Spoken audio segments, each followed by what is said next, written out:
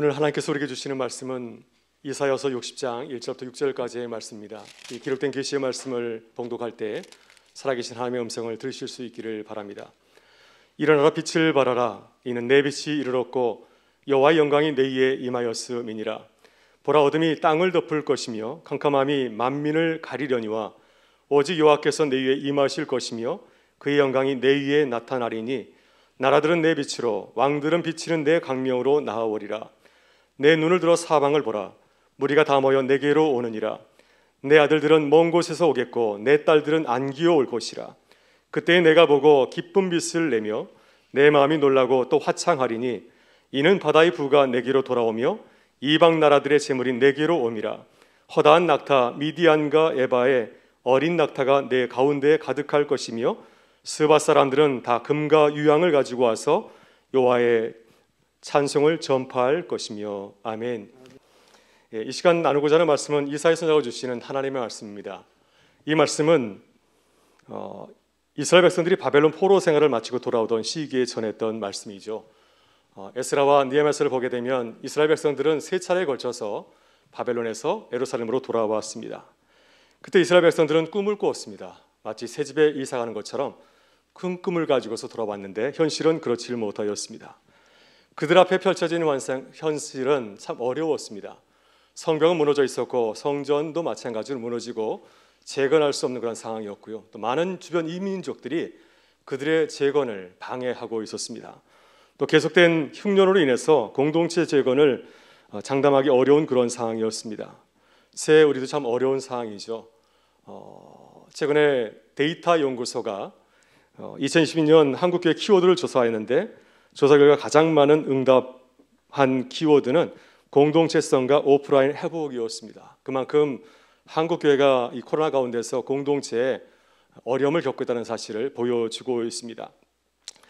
오늘 우리의 현실은 오늘 본문에서 만난 이스라엘 백성들의 상황과 결코 다르지 않죠.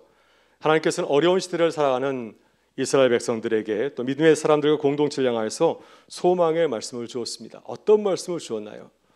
오늘 주님의 말씀이 우리에게 큰 위로가 되기를 바라고 또 주신 말씀을 통해서 우리도 하나님이 주신 새로운 비전을 바라볼 수 있기를 바랍니다. 먼저 하나님 우리에게 일어나라 말씀하십니다. 이스라엘 백성들은 이제 예루살렘에 돌아왔을 때 깡막힌 현실을 바라보면서 절망적인 그러한 마음을 가지게 되었습니다. 모든 기대와 꿈이 사라진 상황이었고 그냥 현실에 주저앉아서 그것을 안주하고 싶은 그러한 마음을 가졌을 것입니다. 그러나 하나님께서는 말씀하셨습니다. 일어나라. 주저하지 말고 일어나라. 너희를 바벨론에서 구원하신 하나님을 바라보라.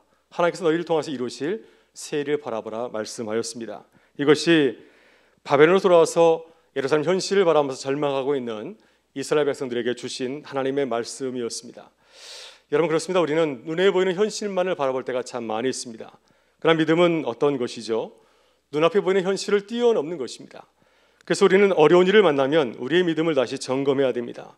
하나님을 다시 바라보고 또 믿음을 가지고서 우리에게 주어진 현실을 바라봐야 됩니다. 그리고 다시 일어나서 걸어가야 됩니다.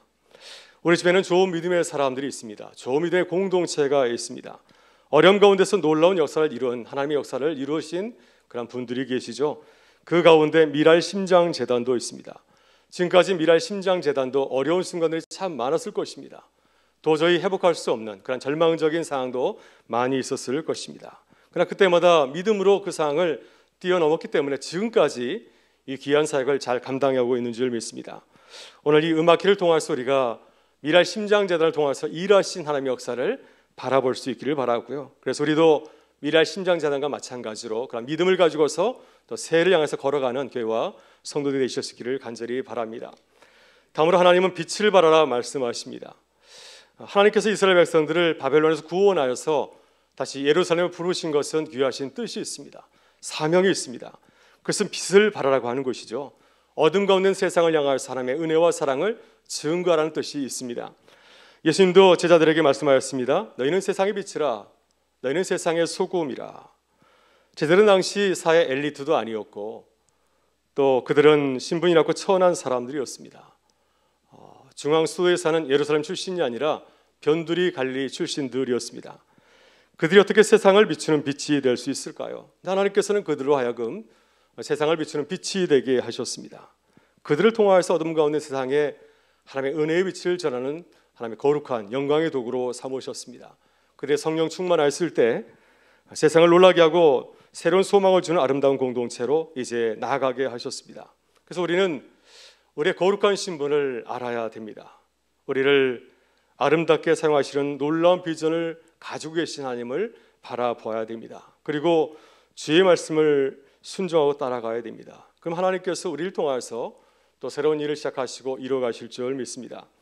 하나님의 사람들은 공통점이 있죠. 하나님의 역사를 이룬 사람들은 어떤 공동점이 있습니까? 분명한 정체성과 비전이 있었습니다.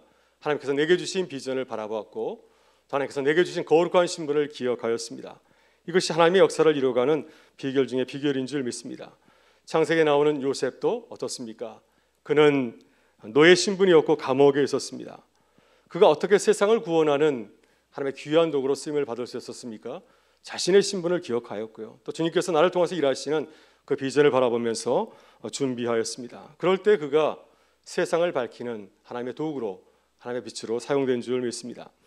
미랄 심장재단도 그렇습니다. 만일 미랄 심장재단이 하나님이 주신 거룩한 비전과 그 뜻을 품지 않았다고 한다면, 하나님께서 주신 그 거룩한 그 신분을 기억하지 않았다고 한다면 세상에 소망을 잃어버린 어린 영혼들에게 생명의 빛을 나눠주지 못했을 것입니다.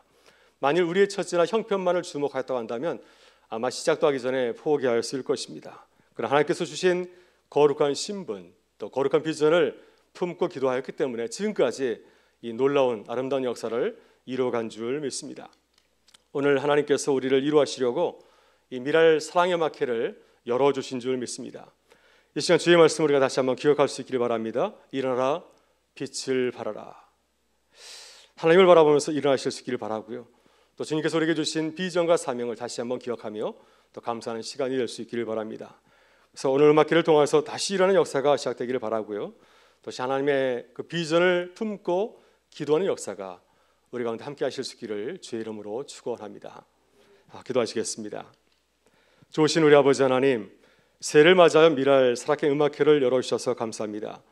이 시간을 통해 지난 한 해를 돌아보며 감사하는 시간이 되게 하여 주옵소서.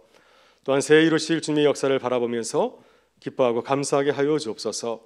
주님, 새해도 미랄 심장재단이 믿음을 가지고 생명을 살리는 사역을 잘 감당하게 하여 주옵소서.